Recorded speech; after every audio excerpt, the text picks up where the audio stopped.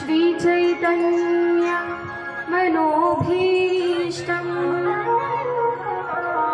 स्थापितं येन भूतले स्वयं रूपः कदा मह्यं ददाति स्वपदान्तिकम्।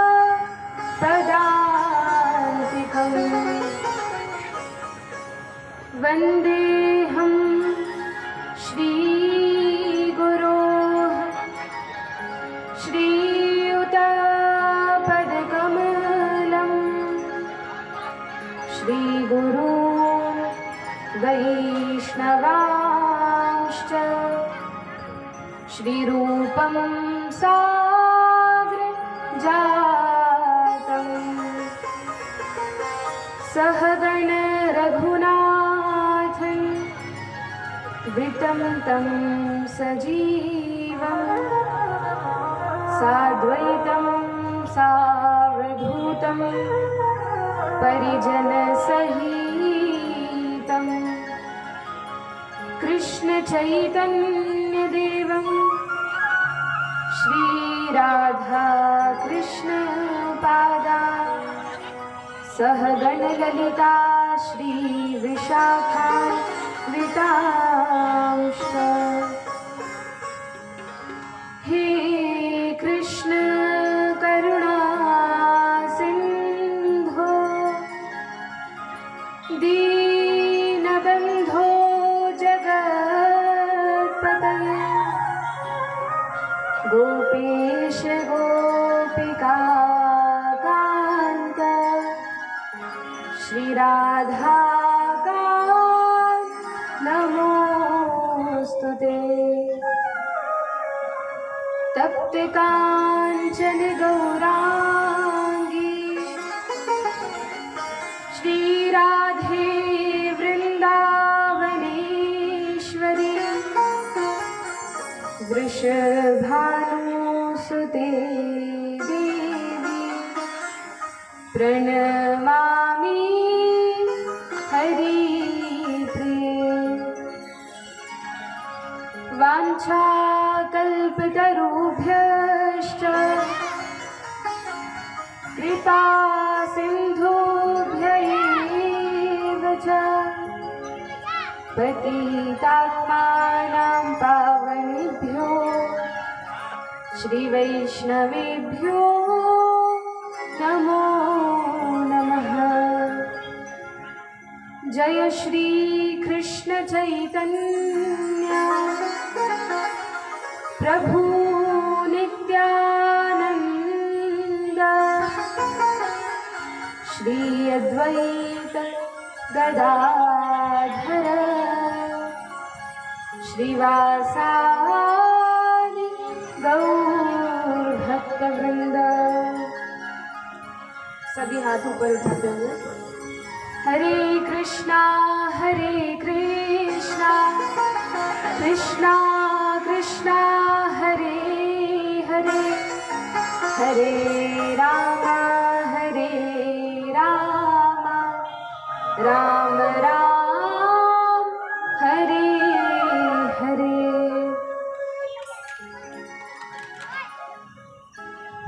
जय राधा माधव जय कुंज बिहारी। जय राधा माधव जय कुंज बिहारी। जय राधा माधव जय कुंज बिहारी।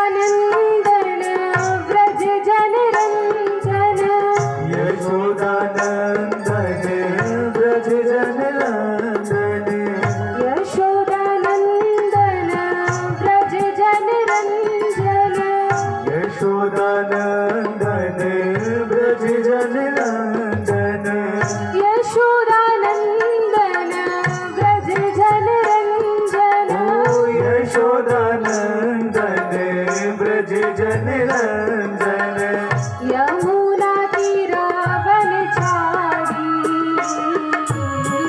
यमुना तीर चारी जय गिरिवरधारी जय राधा माधव जय कुंज बिहारी जय राधा माधव जय कुंज बिहारी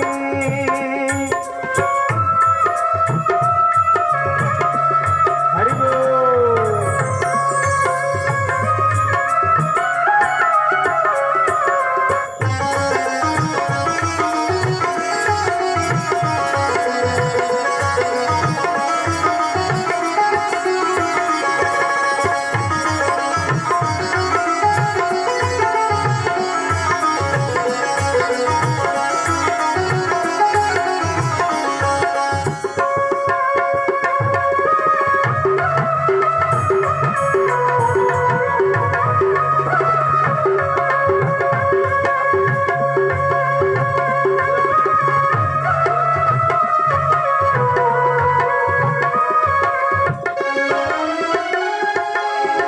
मुरली मनोहर करुणा सागर मुरली मनोहर करुणा सागर मुरली मनोहर करुणा सागर ओ मुरली मनोहर करुणा सागर मुरली मनोहर करुणा सागर मुरली मनोहर करुणा सागर जय गोवर्धन धारी ओ जय गोवर्धन धारे जय गिरिवरधारी जय राधा माधव जय कुंज बिहारी जय राधा माधव जय कुंज बिहारी हरे कृष्णा कृष्णा कृष्णा कृष्णा हरे हरे हरे राम राम राम हरे हरे हरे कृष्णा कृष्णा कृष्णा हरे हरे हरे राम राम राम हरे हरे हरे कृष्णा कृष्णा कृष्णा कृष्णा हरे हरे हरे राम राम राम हरे हरे हरे कृष्णा कृष्णा कृष्णा कृष्णा हरे हरे हरे राम राम राम हरे हरे हरे कृष्णा कृष्णा कृष्णा कृष्णा हरे हरे हरे राम राम राम हरे हरे ओ हरे कृष्णा कृष्णा कृष्णा हरे हरे हरे राम राम राम हरे हरे हरे कृष्णा कृष्णा कृष्णा कृष्णा हरे हरे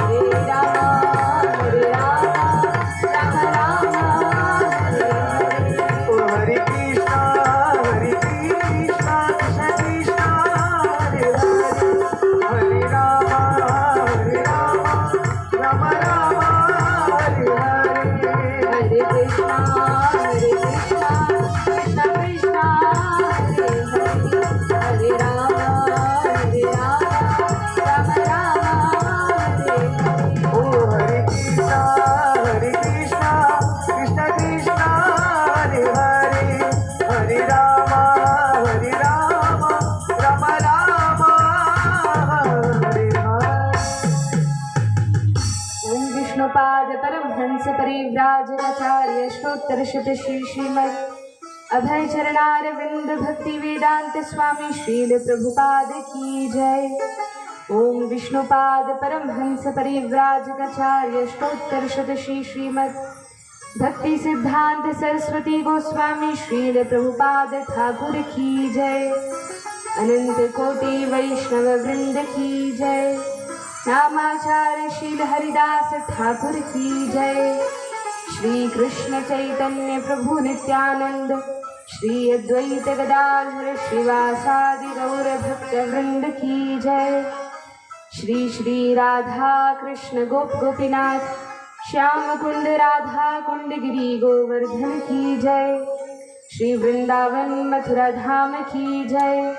नवद्वीप मायापुर धाम की जय। द्वारिकापुरी जगन्नाथपुरी धाम की जय।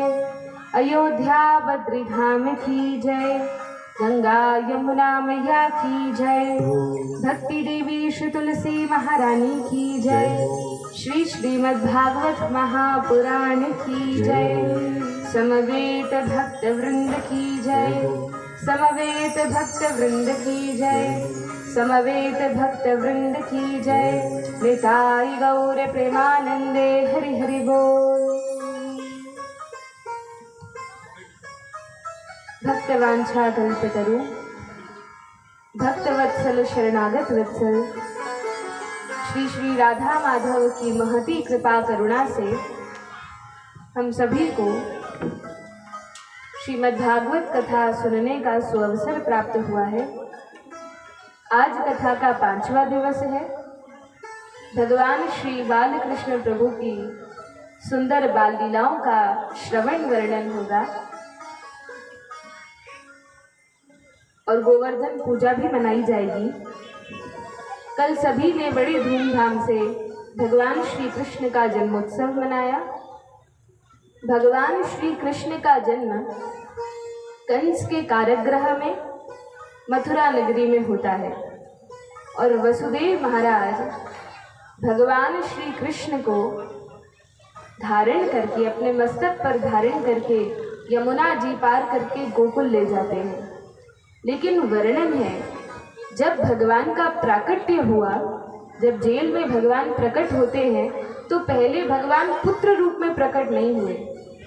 जब देवकी प्रार्थना कर रहे थे, हे भगवान आप शीघ्र प्रकट हो, तो भगवान एक बालक के रूप में नहीं लेकिन चतुर्भुज रूप में प्रकट होते हैं और कहते हैं माता आपने वरदान मांगा था, आपने प्रार्थना की थी कि मैं आऊं, तो देखो मैं आ गया। लेकिन देवकी मैया ने कहा कि भगवान आपका यह रूप बड़ा ऐश्वर्यमय है, बड़ा सुंदर है, लेकिन मुझे तो बाल रूप के दर्शन करने हैं। आप बाल रूप धारण करें और अपनी लीलाओं से हमें प्रसन्नता प्रदान करें। भगवान वसुदेव जी को आदेश देते हैं जैसे ही मैं बाल रूप धारण करूंगा, कंस के इस कारागृह से आपको बाहर निकलने के लिए पहले 16 दरवाजे पार करने पड़ेंगे। 16 दरवाजे थे, ताले लगे थे। भगवान ने कहा आप चिंता न करें, जितने भी प्रहरी हैं, द्वारपाल हैं, और यहाँ तक कि कंस ने इतनी सुरक्षा रखी थी कि हर एक कारागृह के बाद 16 कारागृहों के भीतर वसुदेव महाराज और देवकी माता को रखा था। हर एक कारागृह के बाद एक सिंह था। लेकिन भगवान श्री कृष्ण ने कहा कि हे वसुदेव महाराज आप चिंता न करें, जैसे ही मेरा जन्म होगा बालक के रूप में और आप मुझे धारण करके यहाँ से निकलेंगे, सारे द्वार अपने आप खुल जाएंगे, सारे ताले अपने आप टूट जाएंगे, जितने प्रहरी हैं वे सभी मेरी योग माया के द्वारा नींद में चले जाएंगे और तब आप मुझे गोकुल छोड़ के आना। वसुदेव जी ने कहा ठीक है। भगवान बाल रूप धारण करते हैं। देवकी मैया भगवान श्री कृष्ण को देखती, उनसे प्रेम करती, उनका मुख निहारती। इसके पहले ही वसुदेव महाराज शीघ्र अपने मस्तक पर भगवान को धारण करते हैं और गोकुल छोड़ाते हैं। अब जब गोकुल में भगवान श्री कृष्ण को तो यशोदा मैया के पास रख दिया, लेकिन यशोदा मैया की पुत्री को लेकर, जो कि स्वयं योग माया की अवतार है, उन पुत्री को लेकर वसुदेव महाराज आते हैं। कंस को समाचार मिलता है कि भगवान का जन्म हो चुका है। कंस को समाचार मिला, जो आकाशवाणी हुई थी 8वां गर्भ मृत्यु का कारण बनेगा, उस 8वें गर्भ ने जन्म ले लिया है, उसका अवतार हो गया है। भगवान के अवतार में और हम सभी के जन्म लेने में बड़ा अंतर है। हम सभी का इस संसार में जन्म होता है, लेकिन भगवान का जन्म नहीं होता, भगवान का प्राकट्य होता है। अब जन्म और प्राकट्य में क्या भेद है? तो भगवान कहते हैं, जन्म कर्म च मे दिव्यम एवं यो वेत्ति तत्वतः त्यक्त्वा देहम पुनर्जन्म नैति मामेति सोऽर्जुन। हे अर्जुन, भगवत गीता के 4थे अध्याय में भगवान वर्णन करते हैं कि हे अर्जुन, मेरे जन्म और कर्म दिव्य हैं, और जो व्यक्ति मेरे जन्म और कर्म को समझ लेता है वह इस संसार चक्र से मुक्त होकर मेरे धाम आ जाता है।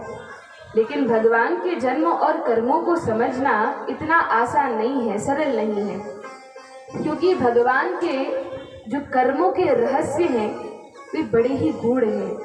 भगवान किस प्रकार मनुष्यवत लीला करते हैं, मनुष्यवत इस संसार को दिखाते हैं कि जन्म हुआ है, लेकिन वास्तव में भगवान का जन्म नहीं है, न तो जन्म है न मरण है, क्योंकि यह संसार भगवान ने ही बनाया है।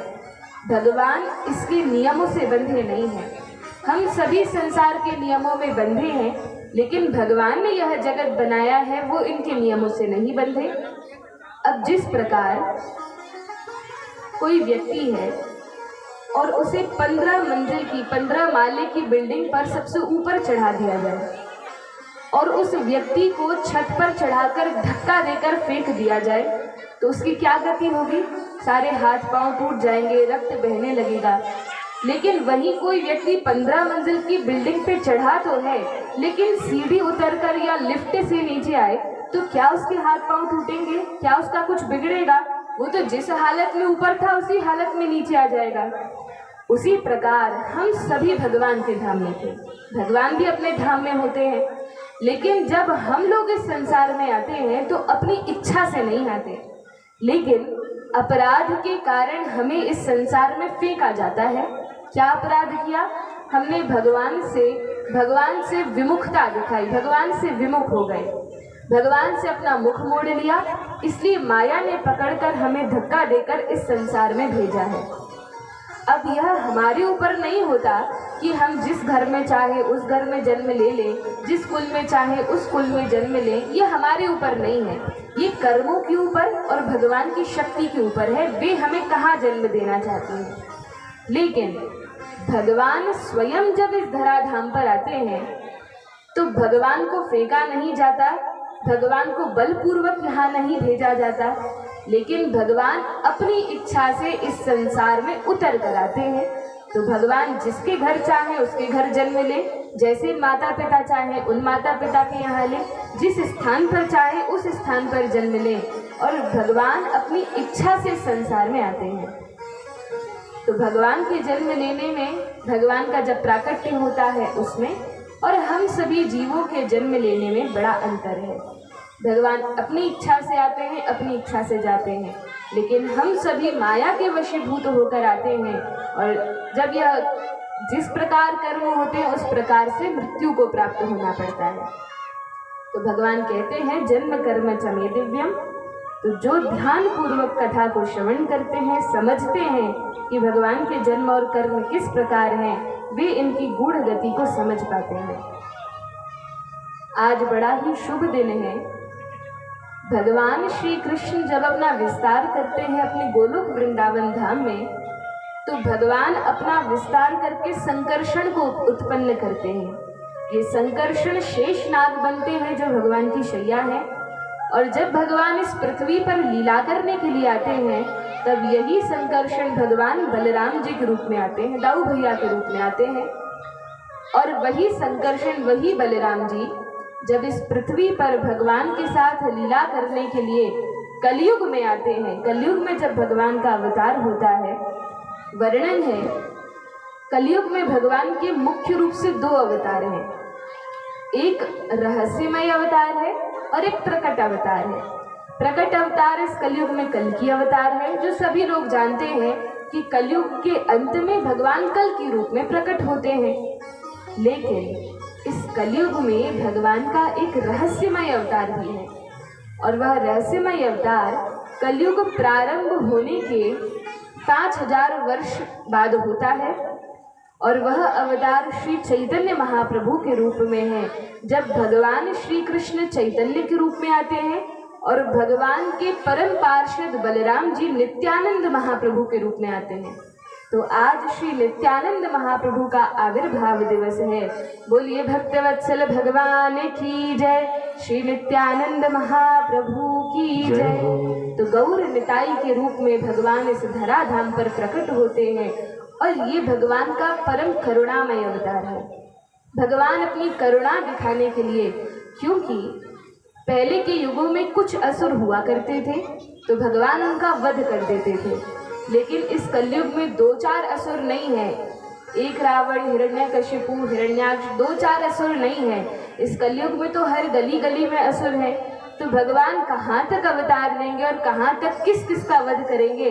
हर एक के हृदय में असुर है। तो इसलिए भगवान इस कलयुग में प्रेम अवतार ग्रहण करते हैं, करुणामय अवतार ग्रहण करते हैं। और कलयुग में भगवान दंड देकर नहीं, लेकिन प्रेम पूर्वक भक्तों को अपनी भक्ति में लगाते हैं। और श्री चैतन्य महाप्रभु कहते हैं, हरेर नाम हरेर नामैव केवलम कलौ नास्त्येव नास्त्येव नास्त्येव गतिरन्यथा। इस कला एवं कपट के युग में केवल श्री हरि का नाम, श्री हरि का नाम और श्री हरि का नाम ही एकमात्र साधन या उपाय है जिससे जीवों का कल्याण हो सकता है। भगवान श्री कृष्ण की लीला 10वें स्कंध में 9वें स्कंध में श्री रामचंद्र जी की लीला का संक्षेप में वर्णन है, और श्री शुकदेव गोस्वामी 9वें स्कंध में परीक्षित महाराज से कहते हैं, हे परीक्षित, भगवान श्री कृष्ण देवकी के गर्भ से जन्म लेते हैं, देवकी और वसुदेव के पुत्र के रूप में आते हैं, और बलराम जी रोहिणी के पुत्र के रूप में आते हैं। और इतनी ही कृष्ण कथा कहकर, केवल इतना बताकर कि भगवान देवकी के यहाँ प्रकट हुए और बलराम जी रोहिणी के यहाँ प्रकट हुए, शुकदेव गोस्वामी आगे बढ़ने लगे। 9वां स्कंद पूर्ण हो गया। तब परीक्षित महाराज ने कहा कि हे गुरुदेव, आप जिन भगवान की कथा इतने संक्षेप में बता रहे हैं, बस इतना कहकर समाप्त कर दिया कि देवकी के पुत्र कृष्ण हुए और रोहिणी के पुत्र बलराम जी हुए, लेकिन मैं तो इन्हीं भगवान की कथा को विस्तार से सुनना चाहता हूँ। केवल इतना नहीं कि किस वंश में प्रकट हुए। आपने और राजाओं का तो बड़ा भारी वर्णन किया है, विस्तार से वर्णन किया है, लेकिन मैं तो भगवान श्री कृष्ण के विषय में विस्तार से सुनना चाहता हूँ। इसलिए आप भगवान की लीला को विस्तार से इसमें डूबकर मुझे कथा सुनाएं। तब शुकदेव गोस्वामी को बड़ी प्रसन्नता होती है। जब श्रोताओं में सुनने की इच्छा होती है तो वक्ता को कहने में भी आनंद आता है।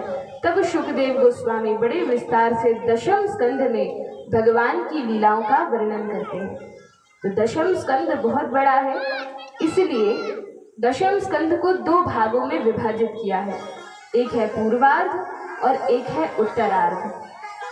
पूर्वार्ध में भगवान की मथुरा वृंदावन की बाल लीलाओं का वर्णन है, और उत्तरार्ध में भगवान की द्वारिका आदि की लीलाओं का वर्णन है, जब भगवान बड़े होकर राजा बनते हैं और द्वारिका नगरी को संभालते हैं।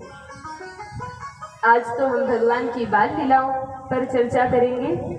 भगवान किस प्रकार यशोदा मैया को आनंद देते हैं, गोपियों को आनंद देते हैं। तो वर्णन है, जिस समय वसुदेव महाराज उस कन्या को लेकर मथुरा वापस जाते हैं, कारागृह में वापस जाते हैं, वसुदेव महाराज के भीतर जाते ही सारे ताले अपने आप लग जाते हैं। सैनिकों की निद्रा भंग होती है, उठकर सीधे कंस के पास जाकर समाचार देते हैं, महाराज देवकी ने 8वें गर्भ को जन्म दे दिया है। अब कंस अपनी तलवार लेकर अस्त्र शस्त्रों के साथ अपने सैनिकों के साथ आता है, और आकर के जैसे ही देखा कि देवकी की गोद में एक कन्या है, देखकर बड़ा आश्चर्य हुआ। अरे आकाशवाणी तो हुई थी कि देवकी का 8वां गर्भ मृत्यु का कारण बनेगा, तो यह कन्या कैसे हो सकती है? कन्या कैसे मेरी मृत्यु कर सकती है? बड़ा आश्चर्य लगता है। लेकिन फिर विचार किया कि भगवान विष्णु बड़े छलिया है, एक बार मोहिनी अवतार भी तो धारण किया था, हो सकता है 8वें गर्भ में कन्या का रूप धारण करके आए हो। तो बड़ा आश्चर्य हुआ। कंस मारने के लिए उद्यत होता है। जैसे ही उन कन्या को अपनी गोद में उठाता है और दीवार पर पटककर मारने ही वाला था, इतने में कंस के हाथों से छूटकर वह देवी अष्टभुजा रूप धारण करती है और कंस से कहती है, रे मूर्ख कंस, तू मुझे क्या मारेगा? तुझे मारने वाला तो पहले ही प्रकट हो चुका है और आकाश से लुप्त हो जाती है। अब जो कंस ने सुना कि मुझे मारने वाले ने अन्यत्र कहीं और जन्म ले लिया है, बड़ा घबराया हुआ, बड़ा डरा हुआ। अब विचार करता है किसी ना किसी प्रकार से उस बालक को मैं मार दूं, कहीं ना कहीं वो मिल जाए और उसका वध हो जाए, क्योंकि एक बार वह बड़ा हो गया फिर उसको पकड़ पाना कठिन होगा। सारे सैनिकों को आदेश दे दिया, जाओ जाकर 20-30 दिन के 1 महीने तक के जितने भी बालक हैं सभी का वध कर दो, पूरे ब्रजमंडल में जितने भी छोटे बालक हैं सभी को मार दो।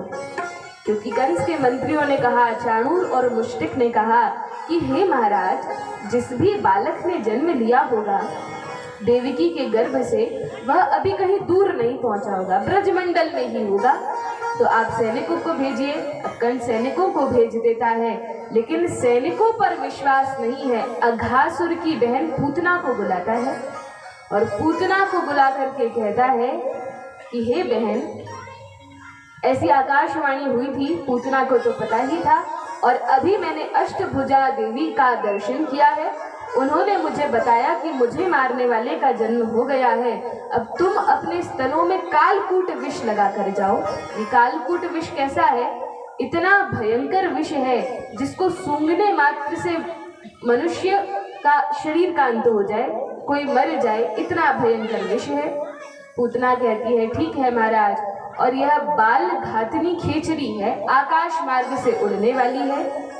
अब पूतना बड़ा सुंदर रूप बनाकर जाती है, बड़े सज धज कर सुंदर रूप बनाकर गोकुल की ओर जाती है। जब गोकुल में गई, देखा कि माता यशोदा बैठी हैं और अपने लाला को खिला रही हैं, बड़े प्रेम से अपने लाला को प्रेम कर रही हैं। पूतना ने विचार किया, जब तक इनकी दृष्टि भगवान कृष्ण से नहीं हटेगी, इस बालक से नहीं हटेगी, तब तक मैं कैसे इनसे बात करूं? तो भगवान कृष्ण की लीलाओं में हम देखते हैं, जब भी भगवान से जीव की दृष्टि हटती है तो दुर्घटना घट जाती है। दृष्टि हटी और दुर्घटना घटी। अभी यशोदा मैया भगवान श्री कृष्ण को खिला रही थी, लेकिन जैसे ही पूतना महल के द्वार पर खड़ी थी, सभी दास दासियां गोप गोपियां खड़े थे। जब पूतना को देखा, अरे इतनी सुंदर देवी है, ये कौन है? ब्रह्माणी है कि इंद्राणी है कि सरस्वती है, लक्ष्मी है, इतनी सुंदर देवी कौन है? कहा, आप किससे मिलने के लिए आई हैं? पूतना ने बड़ी मीठी आवाज में कहा कि यहाँ पर क्या किसी बालक का जन्म हुआ है? वह तो सारे बालकों को मारने आई थी। लेकिन भगवान ने विचार किया, ये पूतना किसी और के पास जाए और किसी और बालक को मारे, इससे अच्छा है कि मैं इन्हें अपने पास बुला लूं, क्योंकि मेरे पास आएंगी तो इनका उद्धार हो जाएगा। और किसी के पास जाएंगी, छोटे बालकों के पास, तो यही छोटे छोटे बालक बड़े होकर मेरे साथ खेलेंगे, मेरे मित्र बनेंगे। और यदि ये पूतना अभी ही सारे बालकों का वध कर देगी तो मैं बड़े होकर किसके साथ खेलूंगा? फिर मेरा मित्र कौन बनेगा? तो कृष्ण शब्द का अर्थ है आकर्षति इति कृष्ण, जो सभी को अपनी ओर आकर्षित कर ले। तो अपनी ओर आकर्षित करती है। पूतना जैसे ही भगवान के पास जाती हैं, सभी लोगों ने बताया नंद महाराज हैं, उनके घर बालक का जन्म हुआ है। पूतना नंद महल में प्रवेश करती है और यशोदा मैया, रोहिणी मैया, जितनी गोपियां खड़ी थी, सब भगवान श्री कृष्ण से दृष्टि हटाकर पूतना को देखने लगती हैं। और दृष्टि हटी, दुर्घटना घटी। जैसे ही यशोदा मैया ने अपनी दृष्टि हटाई, पूतना अपनी गोद में भगवान को लेकर स्तनपान कराने लगी। अब वर्णन है भागवत में, जिस समय पूतना भगवान को अपनी गोद में लेती है, तुरंत भगवान अपनी आंखें बंद कर लेते हैं। अब कई आचार्य इस पर टिप्पणी करते हैं कि भगवान ने अपनी आंखें क्यों बंद की। वैसे तो छोटे बालक हैं, आंखें बंद कर ली कोई बड़ी बात नहीं है, लेकिन भगवान जब कोई लीला करते हैं तो उसके पीछे बहुत रहस्य होता है। तो कुछ आचार्य वर्णन करते हैं, भगवान श्री कृष्ण ने पूतना को देखते ही अपनी आंखें इसलिए बंद की क्योंकि भगवान ने विचार किया, अभी अभी तो मेरा जन्म हुआ है, 5-6 दिन का मैं हुआ हूँ और ये पूतना अभी से मुझे विष पिला रही है। मैंने गोकुल में जन्म लिया है दूध दही माखन खाने के लिए, यशोदा मैया को आनंद देने के लिए, माखन चोरी करने के लिए, लेकिन ये पूतना आते से ही मुझे विष पिला रही है, ये ठीक नहीं है। अब विष पीने का काम किसका है? विष पीने का काम तो नीलकंठ भोलेनाथ का है। तो भगवान आंखें बंद करके भोलेनाथ का आवाहन करते हैं, हे शंकर जी एक काम कीजिए, ये पूतना दूध पिलाने आई है विष लगाकर, तो विष तो आप पी लीजिए, दूध मैं पी लूंगा। तो भगवान अपनी आंखें बंद करके भोलेनाथ को पुकारते हैं। कुछ आचार्य कहते हैं भगवान ने विचार किया, यदि इस पूतना को मैंने देख लिया, भगवान किसी पर अपनी दृष्टि डाल दे फिर उसका कपट रूप नहीं चल सकता, वह अपने वास्तविक रूप में आ जाता है। भगवान ने सोचा, बड़े बन ठन के मेकअप करके आई है, यदि मैंने इस पर अपनी दृष्टि डाल दी तो इसका असली असुरनी वाला रूप सामने आ जाएगा और यशोदा मैया ने यदि इस भयंकर पूतना को देख लिया तो यहीं पर मूर्छित होकर गिर जाएंगी। तो इसलिए भगवान तो अपनी आंखें बंद कर लेते हैं, पूतना का स्तनपान करने लगते हैं। पहले तो विष पी लेते हैं, फिर दूध पी लेते हैं और फिर पूतना के प्राणों को चूसने लगते हैं, पूतना का वध करने लगते हैं। अब जैसे ही पूतना को पीड़ा होती है, पूतना विशाल रूप धारण करती है, नंद महल के बाहर निकल जाती है और दूर जाते जाते बड़ा भारी विशाल रूप 12 कोस की यह पूतना है, बड़ा रूप धारण करती है। और जैसे ही थोड़ी दूर जाती है, भगवान श्री कृष्ण तो छोटे से बालक हैं, लेकिन यह पूतना लंबी चौड़ी बड़ी सी राक्षसी है। बाहर जाकर भगवान पूतना का वध कर देते हैं। अब यशोदा मैया ने जैसे ही देखा, अरे ये तो राक्षसी थी जो मेरे बालक को स्तनपान कराने आई थी, घबराकर मैया तो पहले ही मूर्छित हो जाती हैं। गोपियां पीछे से दौड़ी दौड़ी आती हैं, देखती हैं कि इतनी लंबी चौड़ी पूतना है। वर्णन है भागवत में, पूतना के शरीर से भगवान को उठाने के लिए गोपियों को सीढ़ी लगानी पड़ी। सीढ़ी लगाकर गोपियां उस शरीर पर चढ़ती हैं, तब भगवान श्री कृष्ण को लेकर आती हैं। अब वर्णन है, जब भगवान को लेकर आई, ब्राह्मणों को बुलाया गया, स्वस्ति वाचन कराया गया, ब्राह्मण भोज कराया गया, गोमूत्र आदि से भगवान का स्नान किया गया, राक्षसी के शरीर का स्पर्श किया है तो भगवान को शुद्ध किया गया और बड़े सुंदर आभूषण मैया भगवान को धारण कराती हैं। कुछ दिनों बाद नंद बाबा ने विचार किया कि छोटे छोटे बालक घर में हैं, कृष्ण बलराम हैं और इस प्रकार से असुरों का आक्रमण हो रहा है। जिस समय नंद महाराज के महल में भगवान श्री कृष्ण के होने पर बड़ा आनंद मनाया जा रहा था, ब्रजवासी बड़े प्रसन्न थे। उस समय नंद महाराज को याद आता है कि मुझे कंस को कर देने के लिए जाना है। और नंद महाराज जब कंस को कर देने के लिए जाते हैं, वसुदेव महाराज से भेंट करते हैं। वसुदेव महाराज ने नंद महाराज को पहले ही सचेत कर दिया था, यह कंस बड़ा दुष्ट है, अनेक असुरों को भेजेगा आपके बालक का वध करने के लिए, ब्रज के सभी बालकों का वध करने के लिए असुरों को भेजेगा, इसलिए आप तैयार रहना। अब नंद बाबा आते हैं, पूतना को मरा हुआ देखते हैं तो बड़ा भय लगता है। फिर घर आते हैं, गोपियों ने बताया इस प्रकार से पूतना आई थी। कहा कोई बात नहीं, अब हम स्वस्ति वाचन घर में कराते हैं। तो सभी मंगल कार्य किए गए। कुछ दिनों बाद नंद महाराज ने विचार किया, अब इन बालकों का नामकरण संस्कार होना चाहिए। यदि बच्चों का समय पर नामकरण संस्कार नहीं होता तो बहुत सारे उल्टे सीधे नाम उन बच्चों के पड़ जाते हैं। 10 लोग 10 प्रकार के नाम से बुलाते हैं और यह नामकरण संस्कार बहुत महत्वपूर्ण है। तो नंद महाराज गर्ग मुनि को बुलाते हैं। वैसे कुलगुरु नंद महाराज के गर्ग मुनि नहीं हैं, वसुदेव महाराज के कुलगुरु हैं।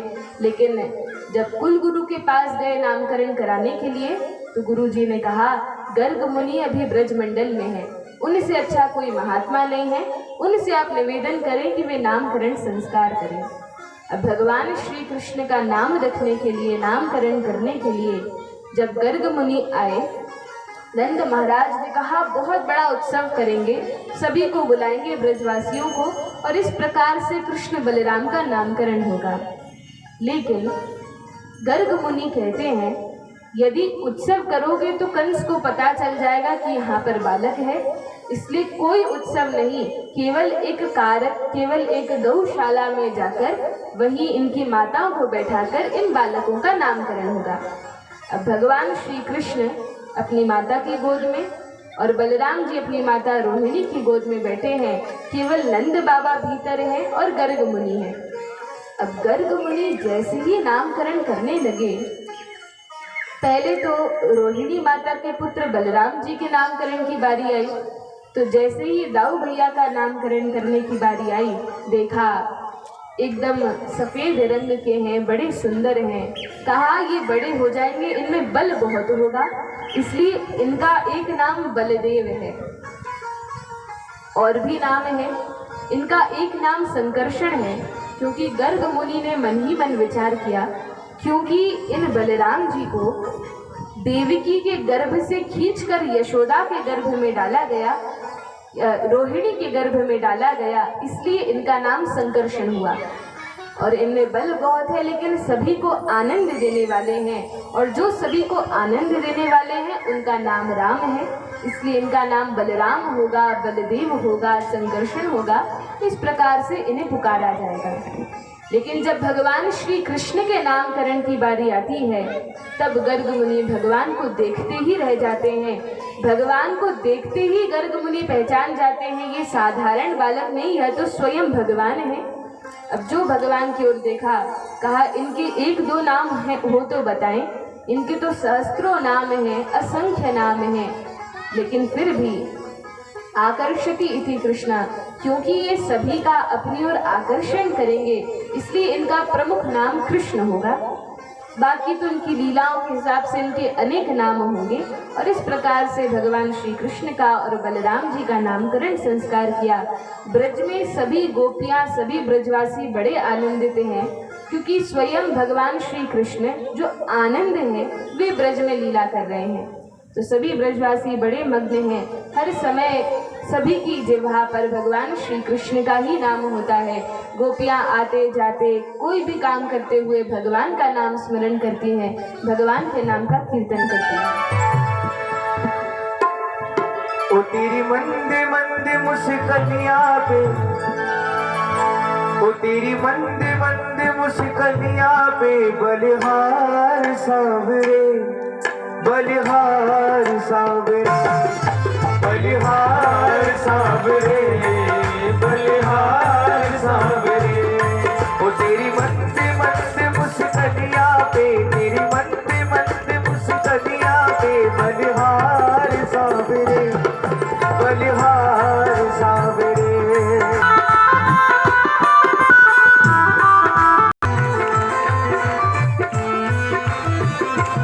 ओ तेरे बाल अजब घुंघराले, लगते हैं काले काले, तेरे बाल अजब घुंघराले, लगते हैं काले काले।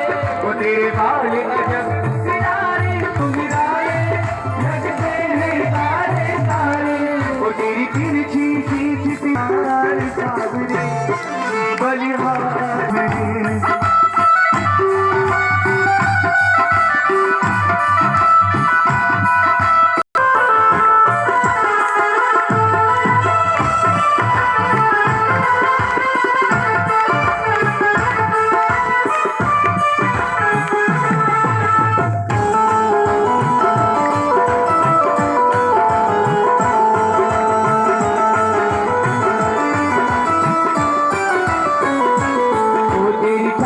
अजब मतवारी, लगती है प्यारी प्यारी, तेरी चाल अजब मतवारी, लगती है प्यारी प्यारी।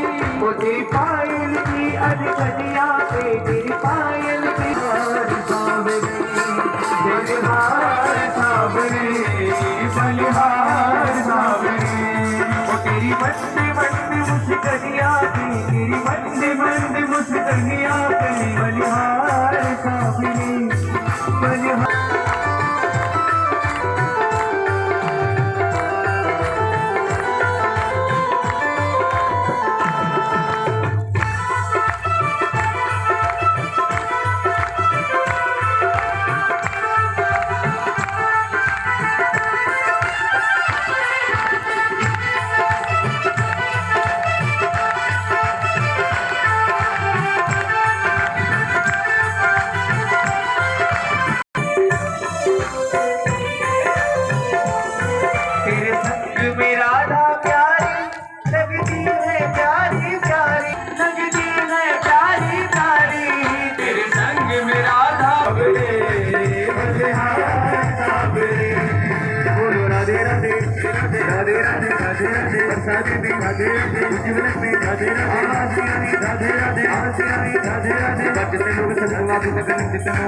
हमें हाथ उठा कर कहते हैं हम हो गए राधा रानी के हम हाथ उठा कर कहते हैं हम हो गए राधा रानी के हमें हाथ उठा कर कहते हैं हम हाथ उठा कर कहते हैं थोड़ा ताली बजा कर कहते हैं हम ताली बजा कर कहते हैं दोनों हाथ उठा कर कहते हैं हम हो गए राधा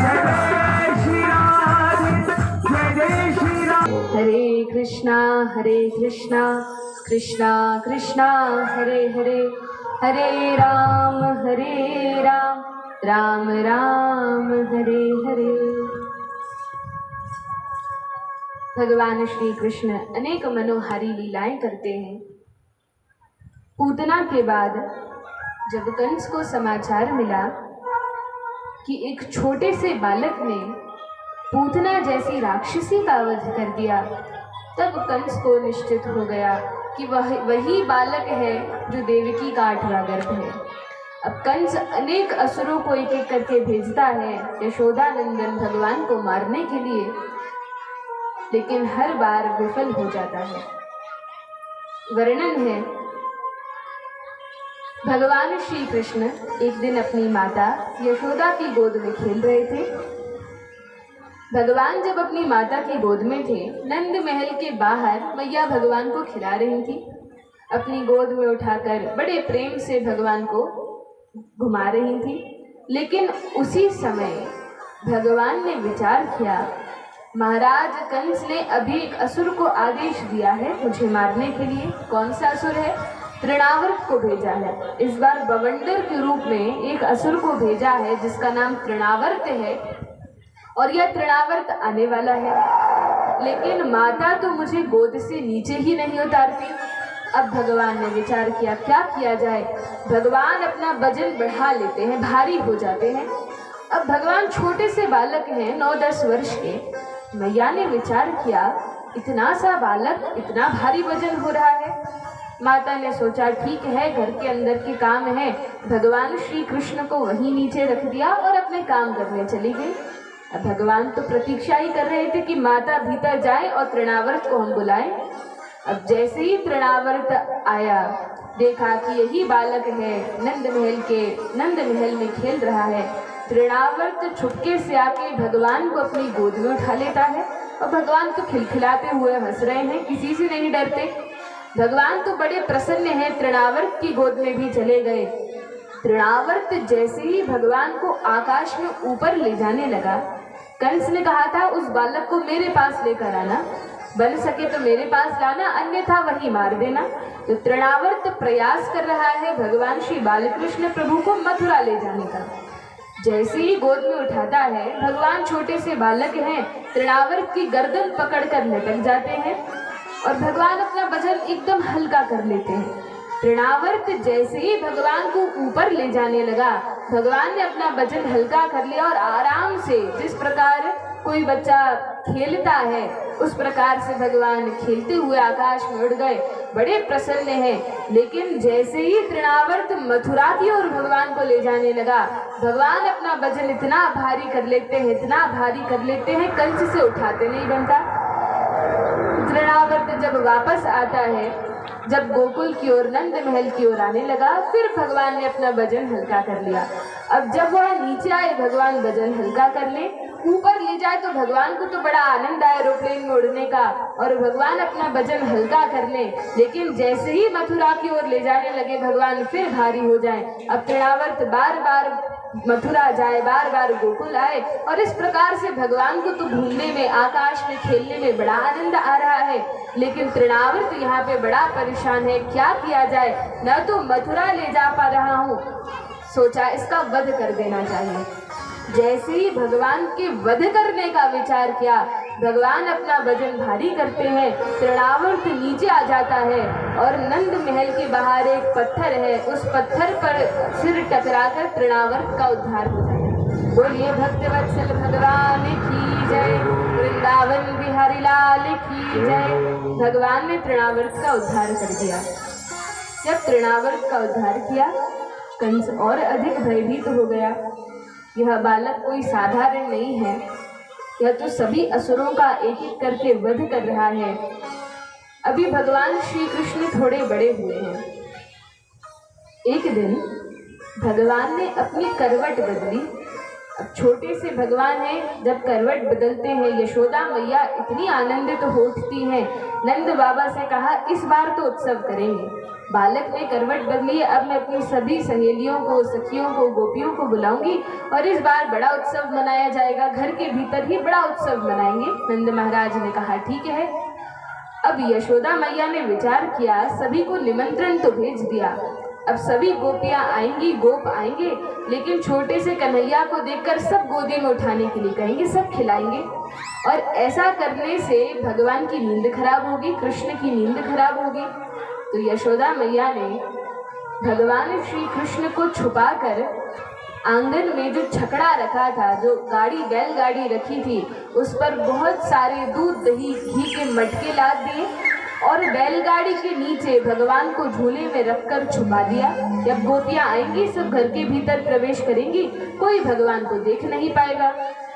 अब भगवान ने मन ही मन विचार किया, मैया यशोदा ने मुझे तो इन छकड़ों के नीचे रख दिया, इन मटकों के नीचे रख दिया, और स्वयं सब गोपियों के साथ आनंद मना रही हैं, पार्टी कर रही हैं, सारी सहेलियां आ गई, यशोदा मैया तो वहां व्यस्त हैं, मुझे यहाँ छकड़े के नीचे रख दिया। भगवान ने विचार किया, अभी मैया को बताता हूँ। अब कंस को प्रेरणा दी, कंस ने असुर को भेजा, इस बार शकटासुर को भेजा। अब ये शकटासुर आता है, जैसे ही भगवान को मारने के लिए आया, भगवान ने केवल अपने घुटने का स्पर्श मात्र किया, थोड़ा सा पैर उठाया और स्पर्श किया, और इतने में ही उस शकटासुर का वध हो जाता है, उद्धार हो जाता है, कोसों दूर चला जाता है। और यहाँ धड़ाम से आवाज होती है, सारे दूध दही के मटके नीचे गिर जाते हैं, सारी गोपियां, यशोदा मैया, नंद बाबा भाग भाग कर आते हैं, अरे हमारे कृष्ण को कुछ हो ना जाए, बड़े भयभीत होते हैं, घबरा जाते हैं। लेकिन देखा, भगवान श्री कृष्ण तो मुस्कुराते हुए आराम से अपने बिस्तर पर सो रहे हैं, अपने झूले में लेटे हैं, लेकिन किसी असुर का उद्धार हो गया। बालकों से पूछा कि तुम लोग आसपास खेल रहे थे, यह क्या हुआ, अचानक ये सारे मटके कैसे गिर गए? तब बालकों ने कहा, एक असुर आया था और इस कन्हैया ने अपना पैर केवल स्पर्श किया, अंगूठे का स्पर्श किया, और वह कोसों दूर चला गया। अब नंद बाबा ने तो विश्वास किया नहीं। यशोदा मैया हंसकर कहने लगी, छोटे छोटे बालक हैं, ये क्या जाने, इतना सा लाला है, कैसे इसके पैर से कोई असुर जा सकता है? वो तो हमारे कुलगुरु नारायण की कृपा है। यशोदा मैया का वात्सल्य भाव इतना है कि भगवान के बार बार यह स्पष्ट करने से कि मैं भगवान हूँ, तो भी यशोदा मैया इस बात को नहीं मान पाती कि ये भगवान है। हर समय लगता है यह तो मेरा पुत्र है, साधारण पुत्र है, और विचार करती हैं कि हमारे कुल देवता नारायण की कृपा से मेरे बालक की रक्षा हुई है, और वे नहीं जानती कि नारायण के स्रोत स्वयं उनके पुत्र हैं। स्वयं भगवान श्री कृष्ण ही नारायण के भी स्रोत हैं, स्वयं वही नारायण है। यह भगवान की विशेष लीला है। इतना वात्सल्य अपने भक्तों में है कि वे पहचान नहीं पाते, ऐश्वर्यता का दर्शन नहीं कर पाते। अब भगवान थोड़े और बड़े हुए।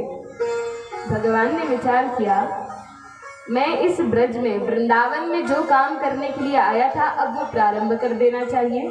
कौन सा काम है? तो सबसे पहले तो भगवान माखन चोरी की लीला करते हैं।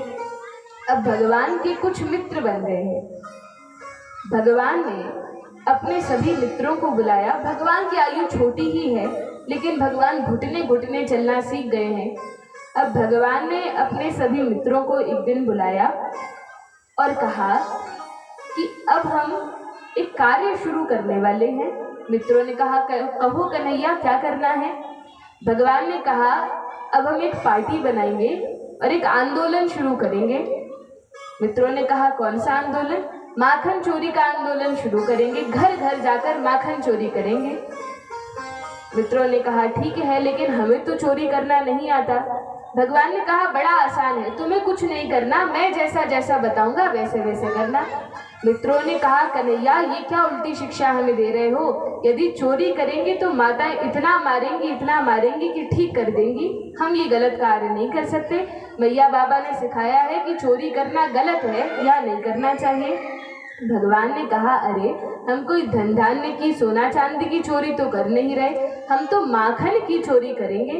मित्रों ने कहा, नहीं कन्हैया, हमें चोरी करना नहीं आता, हमसे ये नहीं होगा। भगवान ने कहा, कैसे कायर हो, काम करने के पहले ही हार मान ली। तब मित्रों ने कहा, ठीक है, तुम इतनी हट कर रहे हो तो पहले अपने अपने घर में प्रयास करेंगे। भगवान ने कहा, ठीक है। अब भगवान का भी पहला ही अनुभव था। भगवान जैसे ही चोरी करना प्रारंभ करते हैं तो वर्णन है भागवत में दशम स्कंद में, भगवान श्री कृष्ण छोटे से बालक हैं और नंद महल में नंद बाबा के यहाँ 9 लाख गायें थी। किसी वस्तु की कोई कमी नहीं थी, बहुत धन था, धन ऐश्वर्य बहुत था। तो नंद महाराज के घर के जो खंबे थे उन खंभों में रत्न जड़े हुए थे, मणियां जड़ी थी। तो इतने अमीर नंद बाबा थे। अब उनके घर में नंद महल में नीचे खोदकर एक कमरा बनाया जाता था जहाँ सूर्य का प्रकाश नहीं पहुँचता था और जो बड़ा ठंडा रहता था। मिट्टी से वो कमरा बनता था और वहाँ पर दूध दही के मटके रखे जाते थे ठंडक में। तो भगवान श्री कृष्ण ने विचार किया, यह अच्छा स्थान है, यहीं जाकर मैं माखन की चोरी करता हूँ। अपने ही घर में चोरी की प्रैक्टिस भगवान कर रहे हैं, चोरी का अभ्यास कर रहे हैं। अब जैसे ही नीचे चोरी करने के लिए जाते हैं, यशोदा मैया ने विचार किया, कन्हैया आज तक तो कभी वहाँ गया नहीं, आज किस काम से जा रहा है? वहाँ तो केवल मटके रखे जाते हैं, कोई सामग्री तो होती नहीं है। तो यशोदा मैया पीछे पीछे जाती हैं, रोहिणी मैया यशोदा मैया पीछे पीछे जाती हैं और भगवान श्री कृष्ण छोटे से बालक हैं, अभी अधिक कुछ समझते नहीं हैं। जैसे ही चोरी करने के लिए गए, देखा मटका था, मटके के ऊपर ढक्कन है, ढक्कन हटाकर माखन का गोला निकालकर खाने ही वाले थे। सामने खंबा था, उस खंबे में रत्न जड़े हुए थे और वे रत्न दर्पण का काम कर रहे थे। जिस प्रकार हम कांच में अपना मुख देखते हैं, उसी प्रकार उस खंबे में भगवान को अपनी छवि दिखाई दे रही थी। अब भगवान जैसे ही माखन का गोला लेकर अपने मुंह में डालने ही वाले थे, देखा यहाँ तो कोई एक और बालक बैठा है जो माखन खा रहा है। अब भगवान को अपना ही प्रतिबिंब दिख रहा था, स्वयं ही कांच में भगवान को अपना मुख दिख रहा था, लेकिन भगवान को ये नहीं पता था कि दर्पण क्या होता है। अब भगवान ने उस बालक से कहा, अरे बालक तू कौन है, मेरे घर चोरी करता है? अब भगवान जैसा जैसा कहे वैसी ही वहां से आवाज आए, वैसा ही वही बालक कहे। भगवान ने कहा, ठीक है, तुझे चोरी ही करना है, लेकिन तू मेरी माता को मत बताना। भगवान ने मन ही मन विचार किया, किसी गोपी का कोई पुत्र होगा और मैया ने रक्षा के लिए यहाँ इसको तैनात किया होगा, यहाँ रख दिया होगा। तो कहा कि तू भी खा, मैं भी खाता हूँ, लेकिन मेरी मैया को मत बताना कि मैंने चोरी की है, नहीं तो बहुत डांटेंगी। लेकिन जो भगवान कहे वही आवाज आए, वैसे ही उसका मुख हिले और पीछे से रोहिणी मैया, यशोदा मैया देख रही थी। हंसने लगी और भगवान से कहा, अरे कन्हैया, किससे बातें कर रहे हो? भगवान ने कहा, मैया किसी से बातें नहीं कर रहा, माखन पीछे छुपा लिया। यशोदा मैया ने कहा, अपने घर में कोई चोरी करता है? तुझे क्या मैं कम माखन देती हूँ? जब भी तू खाता है, जितना मुझसे बन पड़ता है, तुझे खिलाने के लिए तो इतना प्रयास, इतनी मेहनत करती हूँ, चोरी करने की क्या आवश्यकता? यदि चाहिए तो मुझसे मांग ले। भगवान ने कहा, नहीं मैया, अपने घर में कोई सामान लेना चोरी थोड़ी ना होता है, मैं चोरी नहीं कर रहा था। अब भगवान कैसे बता दे कि हम चोरी का अभ्यास कर रहे हैं, अब गोपियों के घर जाकर चोरी करेंगे? तो मैया को तो भगवान ने बातों में लगा लिया। अब मैया ने प्रेम से माखन पवाया। अगले दिन सभी मित्रों की मीटिंग हुई, सभी मित्र मिले। भगवान ने कहा, सब अपने अपने अनुभव बताओ, कौन सफल रहा चोरी में, कौन नहीं रहा। मित्रों ने कहा, कन्हैया आज के बाद कभी माखन नहीं चुराएंगे, बहुत पिटाई पड़ती है। मैया ने इतना मारा, वो सारा माखन कंस के लिए रखा था, कर के रूप में जमा करने के लिए, और हमने तो चोरी करके खाया, बहुत पिटाई पड़ी। भगवान ने कहा, इसी कारण तो हम चोरी करेंगे।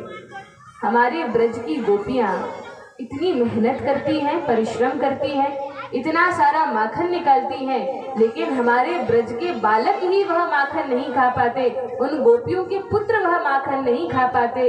उस दुष्ट कंस के लिए, उसकी दुष्टता के कारण सारा माखन इकट्ठा करके उसको भेजना पड़ता है। अब बड़े लोगों को समझाएंगे तो वे तो मानेंगे नहीं, हमारा माखन हम मेहनत करके निकाल रहे हैं, इसलिए हम ही खाएंगे, यदि सीधे सीधे नहीं तो चोरी करके खाएंगे। अब भगवान ने तो अपनी माखन चोरी लीला प्रारंभ कर दी है। भगवान अपने भक्तों के यहाँ केवल माखन नहीं चुराते, केवल माखन की चोरी भगवान नहीं करते। वर्णन है, भगवान इतने बड़े चोर हैं। श्री बिल्व मंगल ठाकुर कहते हैं, ब्रजे प्रसिद्धम नवनीत चोरम, ब्रज में प्रसिद्ध है नवनीत के, माखन के चोर। और किस प्रकार के चोर हैं? चौराग्र गण्यम पुरुषम नमामि, चोरों में अग्रगण्य है, चोरों में सबसे बड़े, चोरों के नेता हैं। किस चीज की चोरी करते हैं? तो कहा, श्री राधिकाया हृदयस्य चौरम, श्रीमती राधा रानी के हृदय को जिन्होंने चुरा लिया है, ब्रज की गोपांगनाओं के हृदय को जिन्होंने चुरा लिया है, अपने भक्तों की चित्त को जो चुराने वाले हैं। और क्या चुराते हैं? तो जिस समय वर्षा होने वाली होती है और आकाश में सुंदर भरे भरे पानी से भरे बादल, श्याम वर्ण के नीले रंग के बादल होते हैं, तो उनका जो रंग है, मेघों का जो वर्ण है, वह भगवान ने चुरा लिया है। तो भगवान का जो स्वरूप है, जो रंग है, किस प्रकार का है? जिस प्रकार वर्षा के बादल होते हैं, उस प्रकार का भगवान का वर्ण है। कहा, और भी बहुत कुछ चुराते हैं। अनेक जन्मार्जित पाप चौरम, हम लोगों ने इतनी मेहनत करके अनेकानेक जन्मों में जो बहुत सारे पाप इकट्ठे कर लिए हैं, एक बार बस उनका नाम जो व्यक्ति ले लेता है, उनके नाम का कीर्तन करता है, उनका स्मरण करता है, याद करता है, उनकी कथा सुनता है, ऐसे व्यक्ति के जन्मों जन्मों के पापों को चुरा कर ले जाते हैं। बोलिए भक्तवत्सल भगवान की जय। तो भगवान इस प्रकार के चोर हैं। जब कोई भक्त भगवान की भक्ति में लग जाता है और भक्ति करते करते भगवान उसको बहुत कुछ प्रदान करते हैं, धन प्रदान करते हैं, धान्य सम्मान सभी कुछ प्रदान करते हैं। लेकिन यदि कोई भगवान को भूलकर संसार में लग जाता है, तो भगवान उससे उन सभी वस्तुओं को छीन लेते हैं और केवल अपनी भक्ति में लगाते हैं। तब उसे समझ में आता है कि मुझे भगवान की ही भक्ति करना है। आगे वर्णन है, क्योंकि भगवान सबसे बड़े चोर हैं, चोर को क्या दंड दिया जाता है? चोर के साथ क्या किया जाता है? चोर को जेल में बंद कर दिया जाता है। तो भगवान चौराग्र गण्य पुरुष हैं, सबसे बड़े चोर हैं। तो भगवान श्री कृष्ण और सभी चोरों में सबसे बड़े हैं, इसलिए उन्हें एक बहुत बड़ी जेल में बंद करना चाहिए कि नहीं? भगवान को जेल में बंद करना चाहिए, लेकिन भगवान की जेल भी अलग है, भगवान की जेल भी दिव्य है।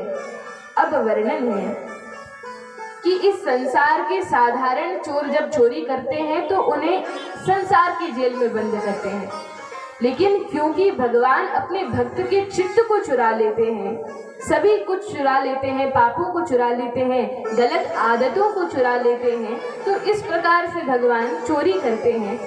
इसलिए भगवान को एक ऐसे कारागृह में बंद कर देना चाहिए जहाँ केवल अंधेरा ही अंधेरा हो, जहाँ कल्मश ही कल्मश हो, जो स्थान बिल्कुल भी शुद्ध ना हो, और ऐसा बंद करना चाहिए कि उस स्थान से भगवान कभी निकल ही ना पाए।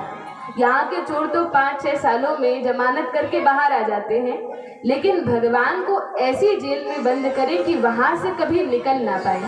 और यह कैसी जेल है? कहा कारागृहे वसे सदा हृदये मदीये। हे भगवान, मेरा जो हृदय है इसमें बहुत कल्मश है, कल्मशों से भरा है। अनेक जन्मों में मैंने बहुत सारे पाप किए हैं और ये हृदय अपवित्र हो गया है। अब आप कृपा करें, मेरे कर्णों के माध्यम से हृदय में प्रवेश कर जाएं और उस हृदय में एक बार प्रवेश करने के बाद कभी इसको छोड़कर मत जाएं, हमेशा के लिए यहीं इसी हृदय में निवास करें। तो बिल्व मंगल ठाकुर बड़े प्रेम से भगवान की स्तुति करते हैं, जिसे चौराष्टकम कहा जाता है, और पुरुषोत्तम अधिक मास में सभी भक्त इस स्तुति का गान करते हैं। तो सभी बड़े भाव से, श्रद्धा से इस चौराष्टकम का श्रवण करें। ब्रजे प्रसिद्धं नवनीत चौरं गोपांगनानां च दुकूलचौरं। ब्रजे प्रसिद्धं नवनीत चौरं गोपांगनानां च दुकूलचौरम्। अनेक जन्मार्जित पाप चौरं चौराग्रगण्यं पुरुषं नमामि।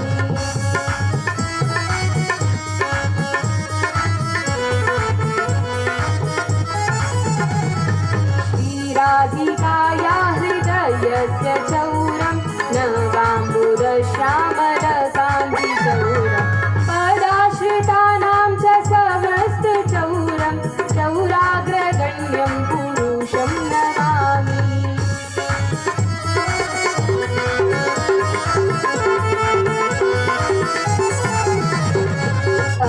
अकिञ्चनीकृत्य पदाश्रितं यः करोति भिक्षुं पतिदेवहीः। येनाप्यहो भीषणचौरैर्द्रे दृष्टः श्रुतो वा न मया कदापि।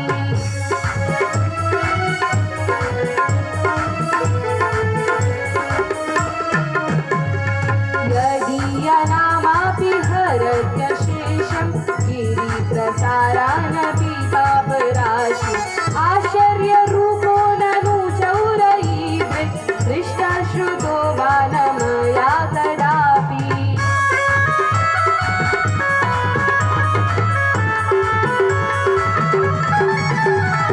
धनं च मानं च तथेन्द्रियाणि प्राणां च ऋत्वा मम सर्वमेव।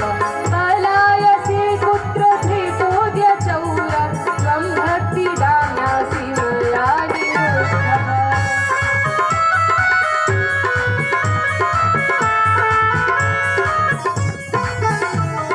शीलसि घोरं यमपाशबन्धं शीलसि भीमं भवपाशबन्धं। शीलसि सर्वस्य समस्तबन्धं नैवात्मनो भक्तत्वेकं तु बन्धम्।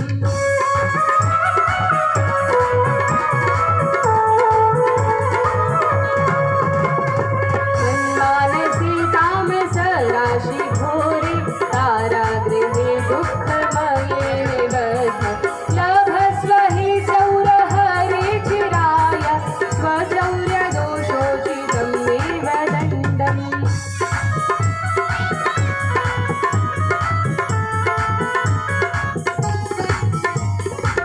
कारागृहे वसि सदा हृदये मदीये मद्भक्तिपाशदृढबन्धन निश्चलः सन्। त्वां कृष्ण हे प्रलयकोटिशतान्तरेऽपि सर्वस्वचौरहृदयान् हि मोचयामि। बोली श्री चौराग्रगण्य भगवान की जय, श्री माखन चोर भगवान की जय। हरे कृष्णा कृष्णा कृष्णा हरे हरे, हरे राम राम राम हरे हरे। तो भगवान अपने भक्तों को आनंद देते हैं, अपने भक्तों को यम के फाश से छुड़ा लेते हैं और इस प्रकार से पूरा मंगल करते हैं। आगे वर्णन है, भगवान माखन चोरी करने लगे, हर एक गोपी के घर जाएं और माखन को चुराएं। अपनी टोली को लेकर सभी मित्रों के ऊपर खड़े होकर और माखन चुराने लगे।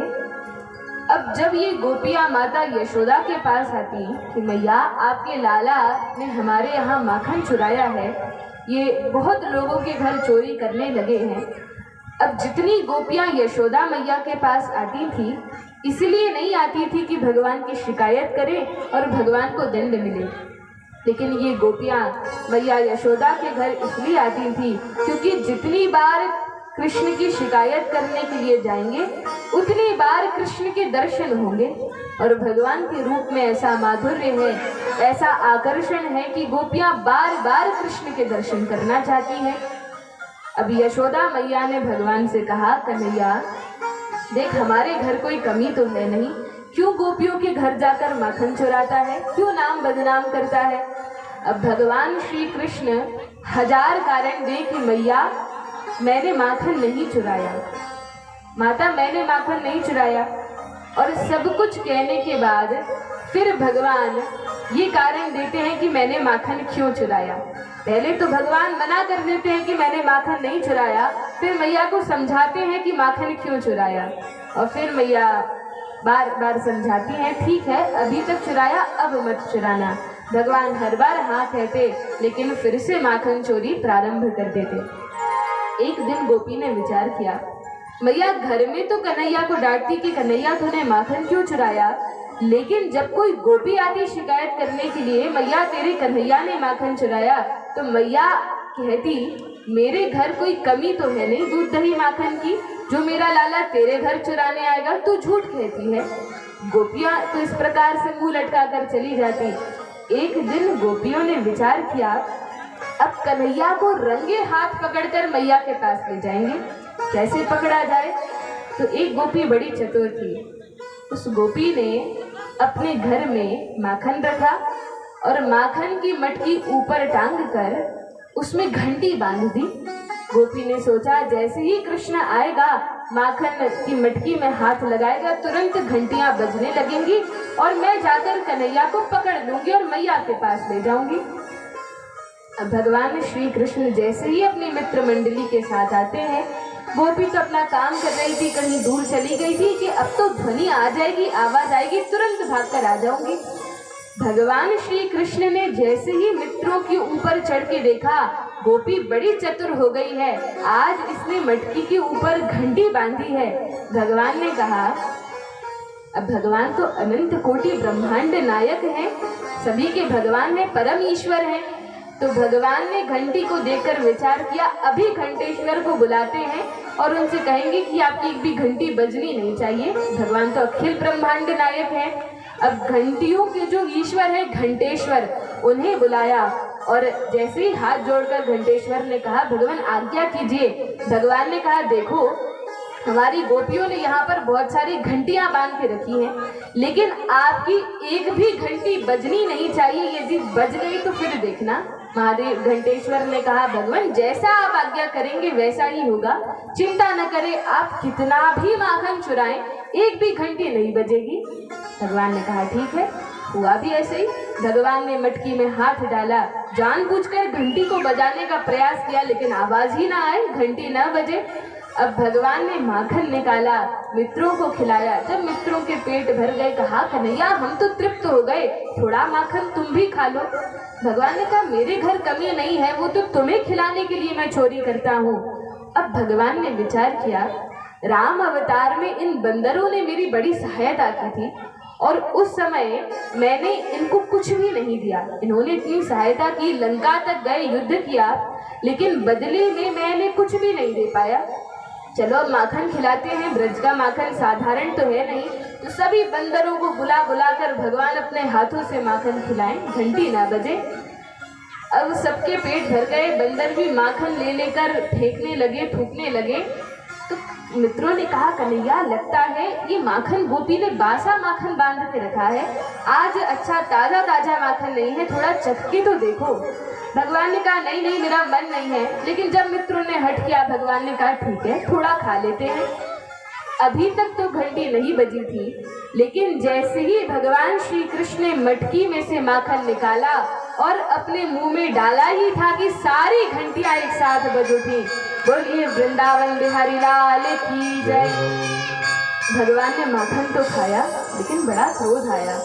भगवान ने फिर घंटेश्वर को बुलाया। अब कांपते हुए घंटेश्वर खड़े हैं। कहा, मैंने तुमसे कहा था एक भी घंटी नहीं बजनी चाहिए, इतनी देर तक मैंने सबको खिलाया तब तो एक भी नहीं बजी, लेकिन मुझसे क्या दुश्मनी है कि मैंने जैसे ही मुंह में डाला सारी घंटियां बजने लगी। अब घंटेश्वर कांपते हुए कहे, महाराज आपका आदेश तो सर्वोपरि है, आपने आदेश दिया कि घंटी नहीं बजनी चाहिए, नहीं बजी, लेकिन भगवान आपके ही शास्त्रों में लिखा है कि जब भगवान को भोग लगे तो घंटी अवश्य बजनी चाहिए। अब आपको भोग लग रहा था तो घंटी कैसे नहीं बजती, क्योंकि बिना घंटी बजाए और बिना तुलसी पत्र उस भोग में रखे आप ग्रहण करते नहीं, तो इसलिए घंटी तो बजनी थी। इस घंटी का भी बड़ा महात्म्य है। वर्णन है, जब गरुड़ घंटी बजाई जाती है, इसमें गरुड़ भगवान के पंख होते हैं, तो गरुड़ घंटी बजाने से, क्योंकि शास्त्रों में वर्णन है गरुड़ जी जब उड़ते हैं तो गरुड़ जी के पंखों से वेदों के मंत्र प्रकट होते हैं, वेद मंत्र गरुड़ जी के पंख से प्रकट होते हैं। अब यदि हम भगवान को भोग लगाएं और हमारे उच्चारण करने में, हमारे बोलने में कुछ त्रुटि हो जाए, हम तो कली काल के जीव हैं, त्रुटियां तो होती ही हैं और हमें सभी मंत्र तो आते नहीं, तो गरुड़ घंटी बजाने से जो भी त्रुटि हम में रह गई है वह पूर्ण हो जाती है और भगवान उस भोग को स्वीकार करते हैं। और गरुड़ जी तो भगवान के परम प्रिय सेवक हैं। जब भी घंटी बजाई जाती है, दूर दूर तक कोई भी आसुरी शक्ति हमारे घर के पास नहीं होती, पवित्र वातावरण हो जाता है और आध्यात्मिक सुंदर वातावरण होता है। भगवान की शोभा भी बड़ी सुंदर है। जब भगवान गरुड़ जी पर बैठकर निकलते हैं, गरुड़ पर भगवान गमन करते हैं, बड़ी सुंदर छवि है।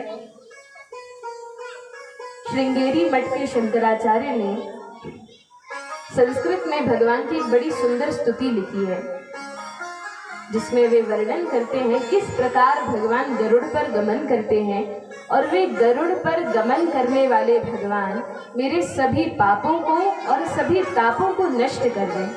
और भगवान की सुंदर छवि का वर्णन है, सभी भाव और प्रेम पूर्वक श्रवण करें। गरुड़ गमन तव चरण कमल मिह मनसि लसतु मम नित्यम।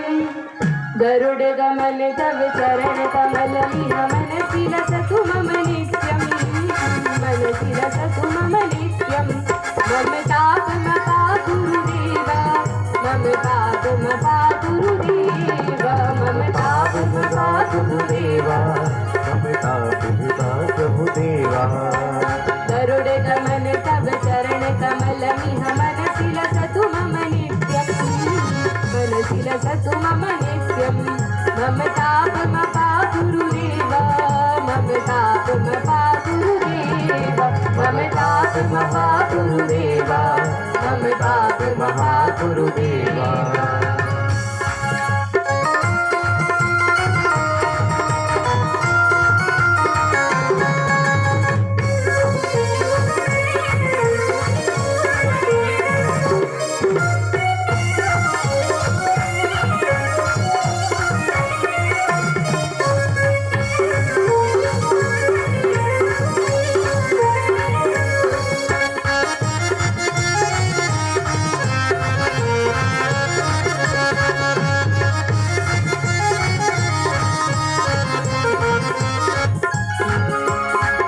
जनयन विधिन मुखिहरण मुख विबुध विनुत पद पद्मा। जल जनयन विधिन मुखिहरण मुख विबुध विनुत पद पद्मा। विबुध विनुत पद पद्मा। मम तापम पातुरुदेवा, मम तापम पातुरुदेवा, मम तापम महाप्रभुदेवा, मम तापम महाप्रभुदेवा। भुजग शयन भव मदन जनक मम जनन मरण भयहारी। तो जग शरण भव मदन जनक मम जनन मरण भयहारी। जनन मरण भयहारी मम ताप मपा गुरुदेवा। मम पाप मपा गुरुदेवा। मम ताप मपा गुरुदेवा। मम ताप मपा गुरुदेवा। शंख चक्रधर दुष्ट दैत्य हर सर्वलोक शरणा। शंख चक्रधर दुष्ट दैत्य हर सर्वलोक शरणा। सर्वलोक शरणा मम ताप मपा गुरुदेवा। मम ताप मपा गुरुदेवा। मम ताप मपा गुरुदेवा। मम ताप मपा गुरुदेवा। अगणित गुण गणय शरण शरणद विदलित सुर रिपुजाला। अगणित गुण गणय शरण शरणद विदलित सुर रिपुजाला। विदलित सुर रिपुजाला मम ताप मपा गुरुदेवा। मम पाप मपा गुरुदेवा। मम ताप मपा गुरुदेवा। मम ताप मपा गुरुदेवा। भक्तवर्यमिह भूरि करुणया पाहि भारती तीर्थम्। भक्तवर्यमिह भूरि करुणया पाहि भारती तीर्थम्। पाहि भारती तीर्थम्। मम ताप मपा गुरुदेवा। मम पाप मपा गुरुदेवा। गरुड गमन तव चरण कमल मिह मन सिर प्रभु मम नित्यम्। गरुड प्रभु मम नित्यम्। मम ताप मपा गुरुदेवा। मम पाप मपा गुरुदेवा। बोले गरुड़ गमन भगवान की जय। हरे कृष्णा कृष्णा कृष्णा हरे हरे। हरे राम राम राम हरे हरे। गोपी ने भगवान को पकड़ लिया। जब घंटी बजी, गोपी तो प्रतीक्षा ही कर रही थी कब घंटी बजे और कब मैं जाकर पकड़ूं।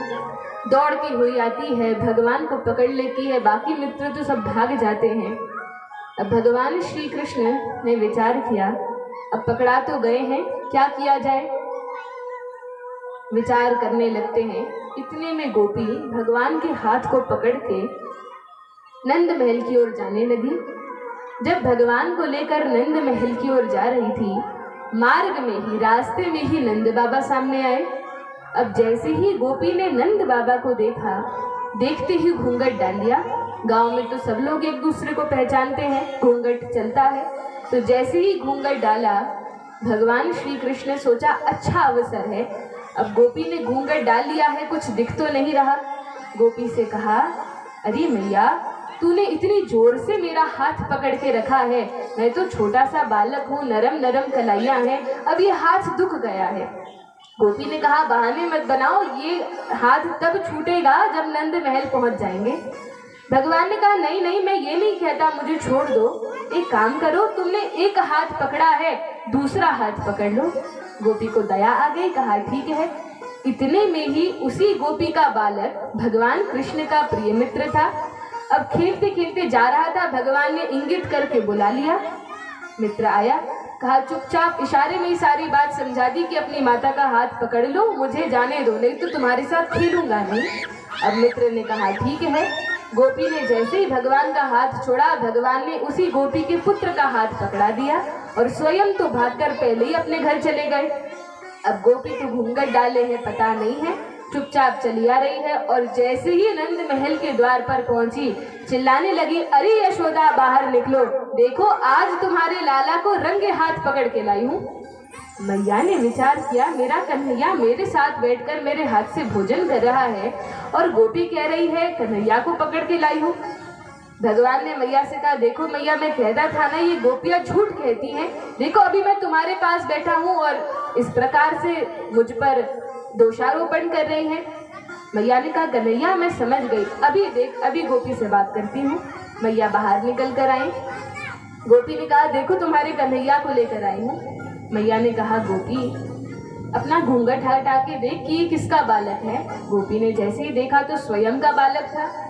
अब गोपी मन ही मन विचार करने लगी, मैंने तो कन्हैया को पकड़ा था ये मेरा पुत्र कहाँ से बीच में आ गया। अपने पुत्र को डांटने लगी, मारने लगी और पीटते पीटते घर ले गई। अब भगवान श्री कृष्ण फिर दौड़ते हुए गए और मार्ग में जाकर गोपी से कहा, देखो मैया, इस बार आपने मुझे पकड़ने का प्रयास किया तो आपके ही पुत्र का हाथ पकड़वा दिया। अगली बार यदि मुझे पकड़ने का प्रयास किया और मैया के पास आकर मेरी शिकायत की तो अगली बार पुत्र का हाथ नहीं, पति का हाथ पकड़वाऊंगा और फिर पूरे ब्रज में आपका नाम हो जाएगा, आप प्रसिद्ध हो जाओगी। अब गोपी तो अपने घर चली जाती है और भगवान इस प्रकार की सुंदर लीलाएं करते हैं। भगवान बड़े नटखट हैं और ब्रज में माखन की चोरी करते हैं। अरे माखन की चोरी छोरी सावरे मैं समझाऊं तो, अरे माखन की चोरी छोरी सावरे मैं समझाऊं तो रे, अरे माखन की चोरी छोड़ सावरे मैं समझाऊं तो, ओ मैं समझाऊं तो रे सावरे मैं समझाऊं तो रे, मैं समझाऊं तो, अरे माखन की चोरी छोड़ सावरे मैं समझाऊं तो रे, अरे मैं समझाऊं तो।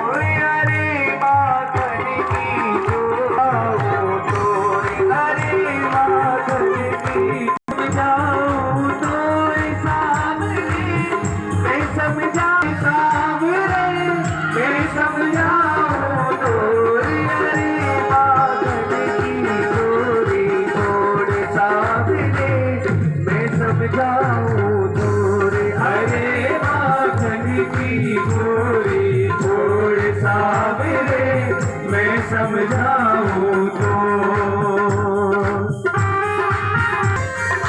ओ बरसाने तेरी हुए सगाई किसी प्रति चर्चा हो, बरसाने तेरी हुए सगाई किसी प्रति चर्चा हो, बड़े धरती की राज दुलारी, बड़े धरती की राज दुलारी, नाम धरेगी वो, अरे माखन की चोरी छोड़ सावरे मैं समझाऊं तो रे, अरे माखन की चोरी छोड़ सावरे